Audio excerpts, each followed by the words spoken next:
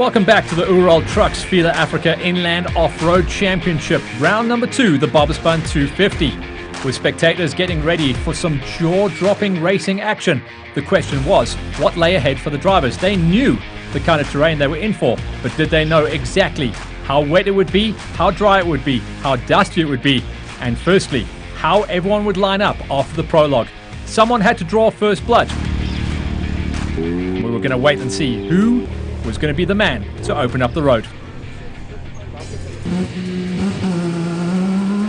The dubious pleasure of opening up the road belonged to Heini Stamfer in the S number 5 Toyota Hilux entry, after drawing position number 1 in the customary top 5 draw for prologue start positions. The experienced Stamfer in his Class S production vehicle for highly modified production vehicles with engine capacity of up to 4 litres was partnered by Franz Koch again. Coming off a well-deserved class win in the opening round, they were hoping for more of the same. Unfortunately though, the pair encountered problems along the way, causing them to qualify in a lowly 14th place overall. All eyes then on the main race charge for them, as they would no doubt try and plough their way through the pack.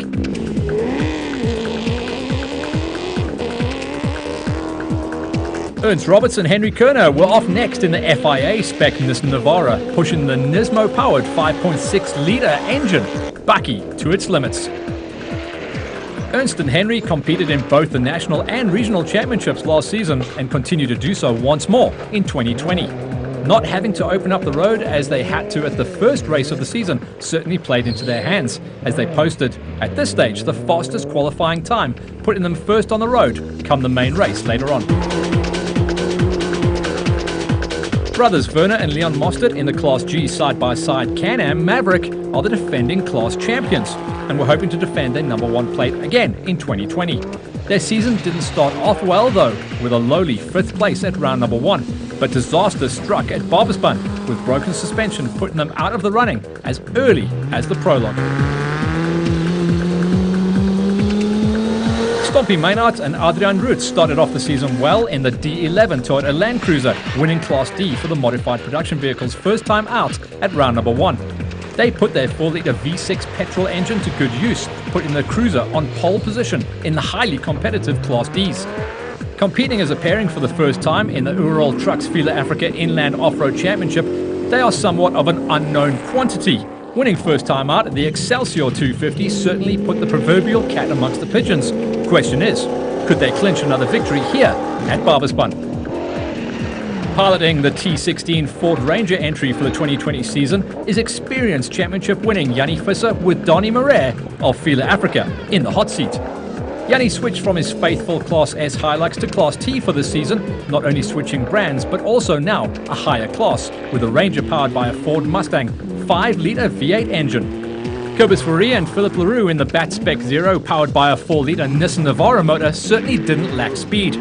What they do lack is reliability, having had some bad luck of late. Competing in the special vehicle category of the series, the pairing are already on the back foot, with a DNF in the first round of the 2020 championship, doing them no favours. Facing some stiff opposition, they gave it their all, but could only muster a second place in Class P in the qualifying for the prologue, meaning that they would be doing the chasing for class honours.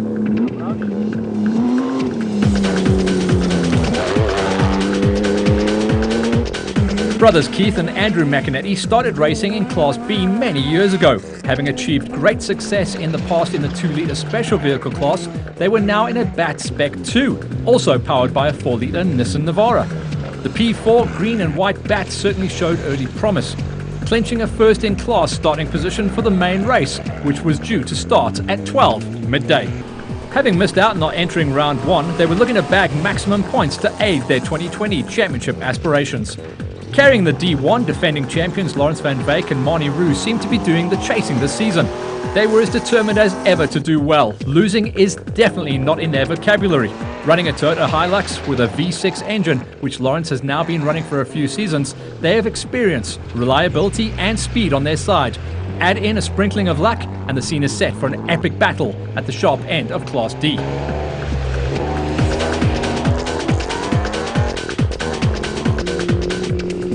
Fondly referred to as Bumblebee, the G4 Calex Sound Higher Can-Am Maverick entry of Glenn Turon and Craig Galvin was still looking for that elusive win. Last time out, they scored an impressive second place in Class G for the side-by-sides, having only joined forces halfway through last season. You could say that they are still a relatively new pairing, and they seem to learn and improve every single time. Navigator Craig is no stranger to winning though, being himself a former regional Class P and overall Special Vehicle Navigator champion. With the defending Class G champions, the Mostert brothers, having a disastrous start to 2020, this could be Bumblebee's chance to shine.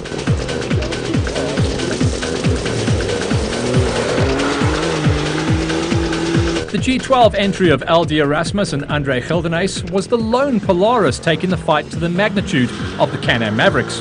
Together for the first time this season, their approach is perhaps not one of absolute flat out this time, but they are getting the job done. Coming off a 4th place at round 1, after experiencing some issues throughout that race, they were looking for a better showing this time out. Early days, but they seem to gel well nicely, and the Polaris is also an unknown quantity against the bunch of Can-Am Mavericks. Prologue results place them 3rd in class, ready to tackle the main event later on.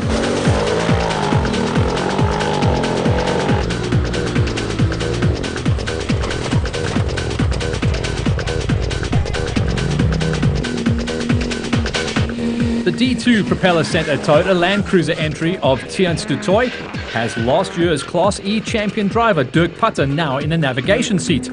Quite an unusual pairing, but these two guys only know one speed, and that's flat out. Was perhaps having two drivers the ideal way to go? Having seen the way that Dirk drove his Class E bakkie in the past, it certainly proved he's not scared of speed. Sitting in a navigator's seat, though, is completely different from a driver's perspective, and all eyes were on to see how the performance would turn out. A 3rd place in Class D in the qualifying for the prologue was not to be sneered at, and considering the long main event ahead, anything could and would happen. New entrants in Class S was Jaco Vierse and Gilly LaRue in the S8 Toyota Hilux. Powered by a Lexus V8 4-litre engine, this highly modified production vehicle was capable of mixing it up at the sharp end of the field. However, whilst Jaco certainly doesn't lack speed, what he does lack is seat time in his new bakkie.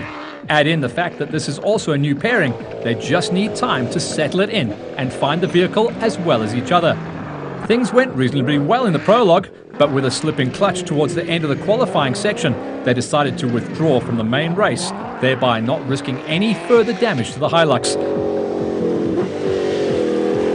Sad luck, but I'm sure we'll see them out in force at the next event on the TIORC calendar.